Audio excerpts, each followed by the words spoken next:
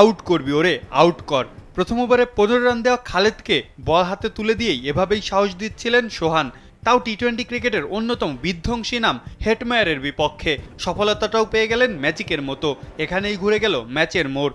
ব্যাটিংয়ে এসে ক্যামিয়ে দেওয়া, উইকেটের পিছনে নিখুঁত ক্যাচ বা স্টাম্পিং করা, অথবা গেম সিচুয়েশন বুঝে প্ল্যান বের করা। একটা ম্যাচ জিততে যা যা করা দরকার সবই যেন তার নখদর্পণে। এভাবে আনঅর্থোডক্স শট খেলে রান বের করে আনা, দলের প্রয়োজনে বুদ্ধিদীপ্ত ব্যাটিং করা, সবেতেই পটু সোহান। ঘরোয়া ক্রিকেটে তার ছাপ রেখেছেন বহুবার। তবে গ্লোবাল সুপার লিগে আরও একবার দেখালেন কেন তিনি ডিফেন্ডিং চ্যাম্পিয়নদের ক্যাপ্টেন। ধারে ভারে নামে গায়ানা দলটা যথেষ্ট শক্তিশালী হলেও সোহানের কাছেই পরাজিত হতে হয়েছে তাদের। ভিশা দিচ্ছে যে কোনো এসিতে 15% নিশ্চিত ছাড়। এছাড়াও থাকছে মানি ব্যাক গ্যারান্টি নিশ্চয়তা।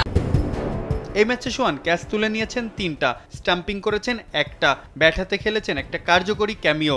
এমন একজন খেলোয়াড়ের স্বপ্নই কি দেখে না বাংলাদেশ? কেননা জাতীয় দলে উইকেট রক্ষক ব্যাটারদের কেউ হয়তো ব্যাটিং পারছেন না, কেউ আবার পারছেন না কিপিংটাই। বর্তমান 2 অধিনায়ক থেকেও কি অধিনায়কত্ব গুণে কোনো অংশে পিছিয়ে আছেন সোহান?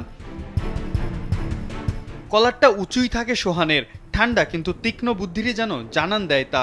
সে যাই হোক, সোহান যত ভালোই খেলুক, তাতে জাতীয় দলের দরজাটা কি আর এত সহজে খুলবে?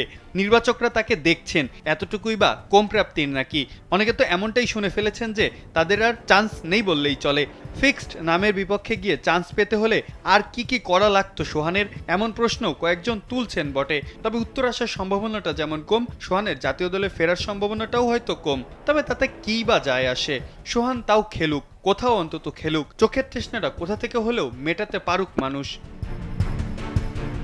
মাহফুজ আহমেদ, কালবেলা।